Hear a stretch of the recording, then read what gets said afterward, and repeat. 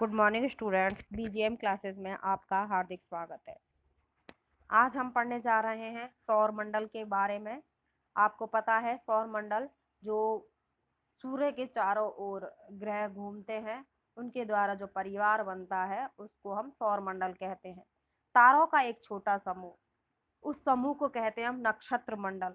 और जो प्रकाश वर्ष है वह दूरी का मात्रक माना जाता है। कई लोग प्रकाश वर्ष को प्रकाश का मात्रक मानते हैं, मगर यह गलत है, क्योंकि प्रकाश वर्ष जो है वो दूरी का मात्रक है। ब्रह्मांड की उत्पत्ति का जो सर्वमान्य सिद्धांत है वह है बिग बैंग का सिद्धांत। बिग बैंग का सिद्धांत क्या कहता है कि जो ब्रह्मांड है हमारा वह छोटे छोटे अणुओं से मिलकर बना है, जिसे विस्तारित ब्रह्मांड परिकल्पना भी कहते हैं। पृथ्वी सहित सौर परिवार मंदाकिनी या फिर ऐरावत पथ नामक आकाश गंगा में बहते हैं। आकाश गंगा में क्या होता है, छोटे छोटे बहुत सारे तारे या नक्षत्र मंडल होते हैं। अब जो हमारी पृथ्वी है वो और सौर परिवार है, किसकी अंग के रूप में मानते हैं इसको, मंदाकिनी या ऐरावत पथ के रूप में। सूर्य को सौर परिवार का जनक माना जाता है, क्योंकि सूर्य से ही संपूर्ण ग्रहों को ऊष्मा और प्रकाश मिलता है। वर्तमान में सौर परिवार में कुल 8 ग्रह हैं। सूर्य के प्रकाश को पृथ्वी तक पहुंचने में 8 मिनट 30 सेकंड लगते हैं और कहीं कहीं इसका 8 मिनट ही जिक्र होता है। प्लूटो प्लूटो को हिंदी में यम ग्रह कहते हैं। इसको बौने ग्रह का दर्जा दिया गया है, क्योंकि जो ग्रह होते हैं सूर्य के चारों ओर चक्कर लगाने के लिए दीर्घ वृत्ताकार पथ का प्रयोग करते हैं। अगर कोई ग्रह दूसरे ग्रह के रास्ते को काटते हुए दीर्घ वृत्ताकार की जगह वो कुछ और ही अवस्था में अगर सूर्य की परिक्रमा करता है तो वह ग्रह की श्रेणी से बाहर कर दिया जाता है।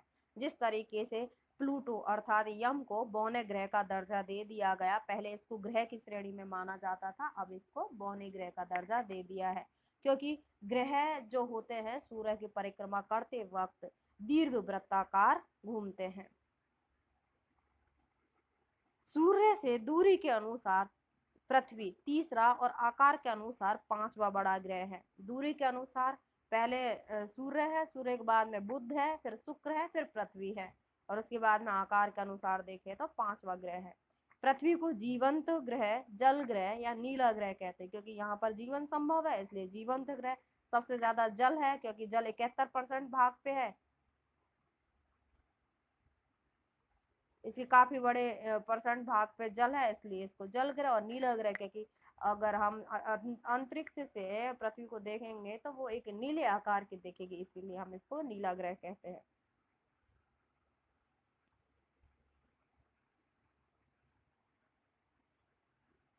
उसके बाद में पृथ्वी का औसत तापमान की बात करें तो औसत तापमान आता है इनका 15 डिग्री सेल्सियस। चंद्रमा को अपने अक्ष पर घूमने में लगभग 29 दिन और पृथ्वी के चारों ओर चक्कर लगाने में 27 दिन लगते हैं। आपको पता है कि जो चंद्रमा है हमारी पृथ्वी का उपग्रह है, तो पृथ्वी का उपग्रह है तो यह सूर्य के चारों ओर चक्कर लगाने के साथ साथ हमारी पृथ्वी के भी चक्कर लगाता है। तो सूर्य के चक्कर अपनी धुरी पर घूमते हुए लगातार, जैसे कि अपनी पृथ्वी है अपनी धुरी पर भी घूमती है और सूर्य के भी चक्कर लगाती है, तो इसी तरीके से चंद्रमा भी अपनी धुरी पर घूमता है और पृथ्वी के चारों ओर चक्कर लगाते हुए सूर्य के भी चारों ओर चक्कर लगाता है। तो चंद्रमा को अपने अक्ष पर घूमने में लगभग 29 दिन लगते हैं, और जबकि यह पृथ्वी के चारों ओर चक्कर लगाने में सिर्फ और सिर्फ 27 दिन लेता है। मंगल और बृहस्पति के बीच एक पट्टी पाई जाती है, और इस पट्टी के साथ में परिक्रमा करने वाले असंख्य छोटे पिंड होते हैं, उनको क्षुद्र या अवान्तर ग्रह कहते हैं।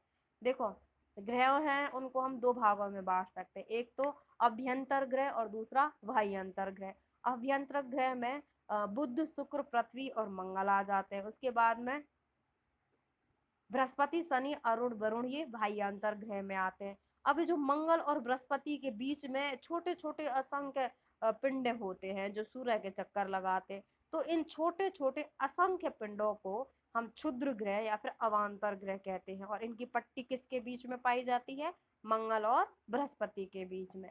बृहस्पति जो सबसे बड़ा ग्रह है, बुध सबसे छोटा ग्रह और सूर्य के सबसे निकट है। मैंने अभी बताया था कि पहले सूर्य है, सूर्य के बाद में बुध, बुध के बाद में शुक्र, फिर पृथ्वी, फिर मंगल, फिर बृहस्पति, फिर शनि, फिर अरुण और वरुण, जिनको यूरेनस या नेपच्यून भी कहा जाता है। शुक्र सबसे चमकीला है, पृथ्वी का निकटतम है, भोर का तारा या सांझ का तारा कहते हैं। अब भोर का तारा या फिर सांझ का तारा क्यों कहते हैं? क्योंकि जब सूरज निकलता है तो फिर हम इसको नंगी आंखों से भी देख सकते हैं, इसी वजह से हम इसको भोर का तारा या फिर सांझ का तारा कहते हैं। अगर बात करें प्रथम दूरबीन की, प्रथम दूरबीन विश्व की सबसे पहले उसका आविष्कार हॉलैंड, जो कि नीदरलैंड के नाम से भी जाना जाता है, उसके एक वैज्ञानिक रहे हैं हैंस लिप्पर्सी, उनके द्वारा किया गया था। आकाशीय पिंडों को देखने के लिए प्रयोग होने वाली दूरबीन का आविष्कार इटली के गैलीलियो ने 1910 में किया। तो दो हो गया। प्रथम नॉर्मल अगर दूरबीन की बात करें तो हॉलैंड या नीदरलैंड के हैंस लिप्पर्सी ने इसका आविष्कार कर दिया। लेकिन आकाशीय पिंडों को देखने की जब हमें जरूरत पड़ी तो दूरबीन की सहायता ली गई। तो उस दूरबीन का आविष्कार किसने किया? इटली के गैलीलियो ने 1610 ईस्वी में किया था। ठीक है। उसके बाद में आ जाता है उदयपुर की फतेह सागर झील के टापू पर देश की सबसे बड़ी दूरबीन मास्ट दूरबीन स्थापित की गई है। कहाँ पे? उदयपुर के फतेहपुर झील है, फतेह सागर झील, फतेह सागर झील के टापू पर देश की सबसे बड़ी दूरबीन है मास्ट दूरबीन। ठीक है। उसके बाद में काबुलर, काबुलर आपको पता है तमिलनाडु में है, और यहाँ पर वेणु बापू दूरबीन की स्थापना की गई है। सवाई जयसिंह ने 5 वेधशालाओं का निर्माण करवाया। यह चीज याद रखना, सवाई जयसिंह थे, उन्होंने 5 वेधशालाओं का निर्माण करवाया था। वो कौन कौन सी हैं? एक तो है उज्जैन में, दूसरी है मथुरा में, तीसरी है जयपुर में, चौथी है बनारस में, और पांचवी है दिल्ली में।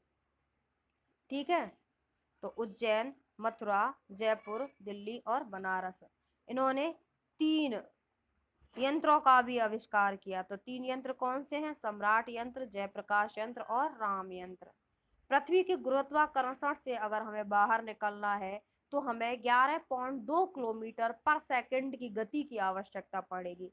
इसको हम पृथ्वी का पलायन वेग या फिर एस्केप स्पीड कहते हैं। अगर हमें पृथ्वी के गुरुत्वाकर्षण से बाहर निकलना है तो हमें 11.2 किलोमीटर पर सेकंड के हिसाब से पलायन वेग लगाना पड़ेगा। और ये जितने भी अपने प्रक्षेपास्त्र के द्वारा प्रक्षेपित किए जाते हैं, ये उपग्रह वगैरह जो कृत्रिम उपग्रह होते हैं, ये इसी स्पीड से काम करते हैं, तभी जाकर ये पृथ्वी के गुरुत्वाकर्षण से बाहर निकल पाते हैं। डॉक्टर होमी जहांगीर बाबा के नेतृत्व में 1962 में परमाणु ऊर्जा विभाग ने भारतीय अंतरिक्ष अनुसंधान संगठन का गठन किया। तो भारत में अंतरिक्ष अनुसंधान संगठन का गठन किसके नेतृत्व में होता है? डॉक्टर होमी जहांगीर भाभा के नेतृत्व में। कब? 1962 में। प्रथम भारतीय उपग्रह आर्यभट्ट अप्रैल 1975 में, जो पूर्व सोवियत संघ है, इसका एक बैकानूर अंतरिक्ष केंद्र वहां से प्रक्षेपित किया गया। कौन सा? आर्यभट्ट नाम का भारतीय उपग्रह, जो कि भारत का फर्स्ट था 1975 में।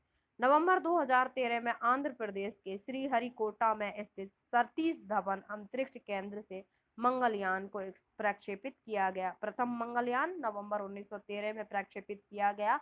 यह हमारे भारत के आंध्र प्रदेश के श्रीहरिकोटा में स्थित सतीश धवन अंतरिक्ष केंद्र से किया गया। इसरो द्वारा श्रीहरिकोटा से जो अक्टूबर 2015 में देश की प्रथम अंतरिक्ष वेधशाला है एट्रोसैट, यह प्रक्षेपित की गई। इसके बाद में आ जाता है पृथ्वी और सूर्य के बीच के अंतर्गत जो 2 क्रियाएं होती है। एक तो होती है उपसौर की क्रिया और दूसरी होती है अपसौर की क्रिया। उपसौर की क्रिया क्या होती है? जब पृथ्वी सूर्य के सबसे अधिक निकट पाई जाती है, यह होती है उपसौर की क्रिया। और अपसौर अर्थात फैलाव, जब पृथ्वी सूर्य से अधिकतम दूरी पर होती है, तो यह क्रिया होती है आपकी अपसौर। तो 3 जनवरी को होती है उपसौर, जब पृथ्वी सूर्य के सर्वाधिक निकट होती है, और 4 जुलाई को होती है अपसौर, जब पृथ्वी सूर्य से बहुत दूर होती है। पृथ्वी सूर्य पर चपटी है तथा भूमध्य रेखा पर उभार लिए हुए है। ठीक है, यह चीज याद रखना। पृथ्वी के महत्वपूर्ण तथ्य है, यह कोई जरूरी नहीं है याद रखना, मगर एक बार अपन पढ़ लेते हैं। भूमध्य रेखीय व्यास इसका 12,756 किलोमीटर है। ध्रुवीय व्यास की बात करें तो 12,713 किलोमीटर है। भूमध्य रेखीय परिधि की बात करें तो 40,077 किलोमीटर है, और ध्रुवीय परिधि की बात करें तो 40,000 किलोमीटर है। स्थलीय क्षेत्र पर 149 मिली वर्ग किलोमीटर है, जो कि 29.22% है। महासागरीय क्षेत्रफल की बात करें तो 361 मिली वर्ग किलोमीटर है, जो कि 70.78 वर्ग किलोमीटर के अंतर्गत आता है परसेंट में। ठीक है। पृथ्वी का आयतन की बात करें तो 416 मिलियन क्यूबिक किलोमीटर है। पृथ्वी का घनत्व 5,517 और पृथ्वी का जो द्रव्यमान है 5.882 इंटू 10 की घात 21 टन है। पृथ्वी अपने अक्ष पर पश्चिम से पूर्व की ओर घूमती है, और जब पृथ्वी अपने अक्ष पर घूमती है तो इस गति को परिभ्रमण कहते हैं। ठीक है। पृथ्वी द्वारा सूर्य के जो चारों ओर चक्कर लगाया जाता है वह परिक्रमण कहा जाता है, और सूर्य के चारों ओर चक्कर लगाने में पृथ्वी कितना समय लेती है? 365 सही 1/4 दिन। पृथ्वी अपने अक्ष पर 23.5 डिग्री झुकी हुई है तथा उत्तर और दक्षिण ध्रुव बारी बारी से सूर्य के सामने आते हैं, जिसे दोनों गोलार्धों में ऋतुएं बनती हैं। जब पृथ्वी सूर्य के चारों ओर चक्कर लगाती है तो 23.5 डिग्री झुकी हुई है, जिसके अंतर्गत ये 66.5 डिग्री का कोण बनाती है। अब ये जो 23.5 डिग्री का झुकाव है, इससे क्या होता है, हमारी पृथ्वी के जो दो ध्रुव है, उत्तरी ध्रुव और दक्षिणी ध्रुव, तो बारी बारी से जो सूर्य की किरणें हैं उत्तरी ध्रुव पर आती है और दक्षिणी ध्रुव पर आती है। ठीक है। जिसके कारण हमारे यहाँ पर ऋतुएं बनती हैं। 0 डिग्री अक्षांश को विषुवत रेखा या फिर भूमध्य रेखा कहते हैं, और जो 23.5 डिग्री उत्तरी अक्षांश है उसको कर्क रेखा, और 23.5 डिग्री अगर दक्षिणी अक्षांश है उसको मकर रेखा कहते हैं। 0 डिग्री अक्षांश रेखा ग्लोब पर अगर प्रदर्शित करेंगे तो 0 डिग्री अक्षांश रेखा से क्या होगा, पृथ्वी 2 बराबर भागों में बांट जाएगी। अब 90 डिग्री ऊपर और 90 डिग्री नीचे अक्षांश रेखाएं होंगी। तो अगर उत्तर की तरफ हम 23.5 डिग्री जाएंगे तो वहां पर कर्क रेखा, और वहीं दक्षिण की तरफ अगर हम 23.5 डिग्री जाएंगे तो वहां पर क्या होगा, मकर रेखा होगा, और बीच की जो रेखा है वह कर्क रेखा होगी। कर्क रेखा व मकर रेखा के मध्य भाग को हम उष्णकटिबंधीय भाग कहते हैं।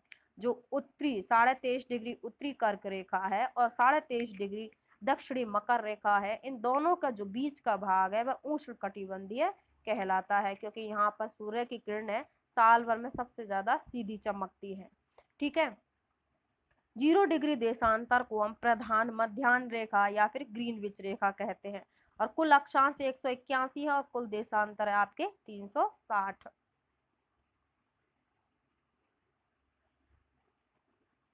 दो अक्षांशों के बीच की दूरी की बात करें तो 111 किलोमीटर दो अक्षांशों के बीच की दूरी मानी गई है। पृथ्वी 1 डिग्री घूमने में 4 मिनट का समय लगाती है, क्योंकि जो पृथ्वी है आपको पता है अपनी गति पर परिभ्रमण करती है, इसी वजह से 1 डिग्री अगर पृथ्वी घूमेगी तो 4 मिनट का समय लेगी। वहीं अगर एक देशांतर से दूसरे देशांतर तक जो सूर्य का प्रकाश है उसको पार करना है तो भी 4 मिनट का समय लेगी। क्यों? क्योंकि वो 1 डिग्री घूमने में 4 मिनट का समय ले रही है, इसी वजह से एक देशांतर से दूसरे देशांतर में जाने पर प्रकाश है वो 4 मिनट का समय लेगा। किसी स्थान से 1 डिग्री पूर्व की तरफ जाने पर उस जगह के स्थानीय समय में 4 मिनट जोड़ दिया जाता है, क्योंकि 1 डिग्री घूमने में वो 4 मिनट का समय ले रही है, तो पूर्व की तरफ जाएंगे तो समय बढ़ जाएगा, और वहीं पश्चिम की तरफ जाएंगे तो सूर्य जो दिन है या फिर समय है वो घट जाएगा। 1 डिग्री पश्चिम की तरफ जाने पर उस जगह के स्थानीय समय में से 4 मिनट हम घटा देते हैं। अब आ जाता है आपका चंद्र ग्रहण और सूर्य ग्रहण। तो चंद्र ग्रहण जो होता है वो पूर्णिमा को होता है, और जो सूर्य ग्रहण होता है वो अमावस्या को होता है। तो एक चीज यह चीज याद रखना, आपको बता देती हूँ।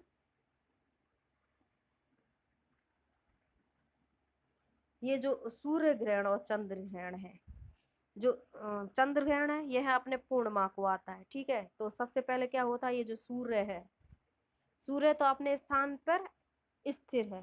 ठीक है। जब सूर्य और चंद्रमा के बीच में ये जो पृथ्वी है, ये पृथ्वी आ जाती है तो क्या होता है, ये जो पृथ्वी है, पृथ्वी बीच में आ जाने के कारण जो सूर्य की किरणें हैं चंद्रमा पर नहीं पहुंच पाती, जिसके कारण चंद्रमा पर अंधेरा आ जाता है थोड़ी देर के लिए, इसीलिए इसको हम चंद्र ग्रहण कहते हैं। वहीं जब सूर्य ग्रहण होता है सबसे पहले तो अमावस्या को होता है, और अमावस्या के साथ में जो ये सूर्य है, सूर्य का जब प्रकाश बह रहा होता है तो जो पृथ्वी और सूर्य है इसके बीच में चंद्रमा आ जाता है। तो चंद्रमा के कारण सूर्य पृथ्वी से ढंग से दिखाई नहीं दे पाता, इसलिए उसकी परछाई दिखती है और इसी वजह से हम कहते हैं कि भाई सूर्य ग्रहण हो रहा है। तो ये चीज याद रखना, चंद्र ग्रहण कब होता है और सूर्य ग्रहण कब होता है। चंद्र ग्रहण पूर्णिमा को होता है जब सूर्य और चंद्रमा के बीच में पृथ्वी आ जाती है तब। और सूर्य ग्रहण है वह अमावस्या को होता है जब सूर्य और पृथ्वी के बीच में चंद्रमा आ जाता है तब। ठीक है।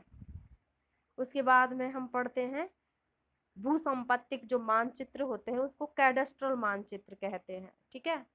वास्को डी गामा 1498 में केरल की कालीकट पहुंचा था। तो एक बार चक्रवात और प्रति चक्रवात के बारे में पढ़ लेते हैं।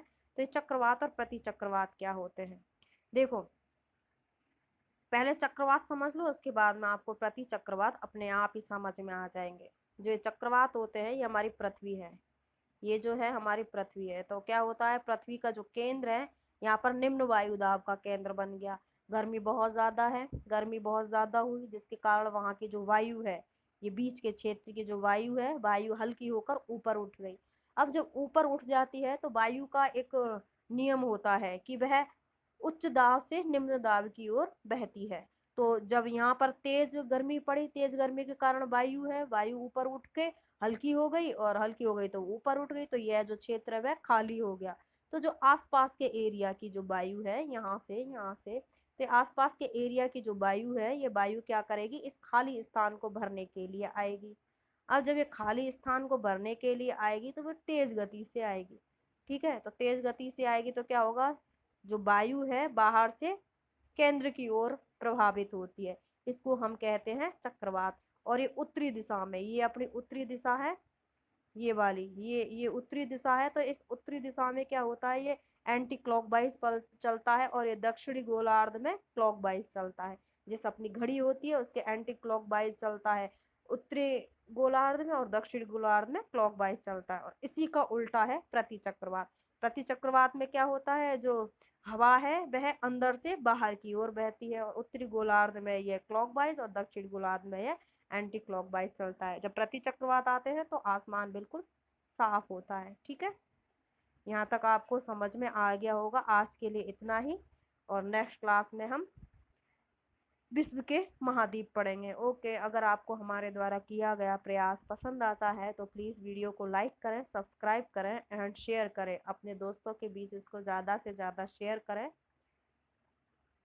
क्योंकि आपके लिए हम जो भी काम कर रहे हैं तो हमारे लिए भी तो कुछ मोटिवेशन बनता है। तो हमारा मोटिवेशन आप जब सब्सक्राइब करोगे, लाइक करोगे और शेयर करोगे हमारे चैनल को, तो वही हमारा मोटिवेशन होगा। आज के लिए इतना ही बहुत है। अगर आपको समझ में कुछ चीज़ नहीं आती है तो प्लीज़ कमेंट करके बताइए। आपके कमेंट का हर संभव प्रयास रहेगा कि जवाब दिया जाए। ठीक है।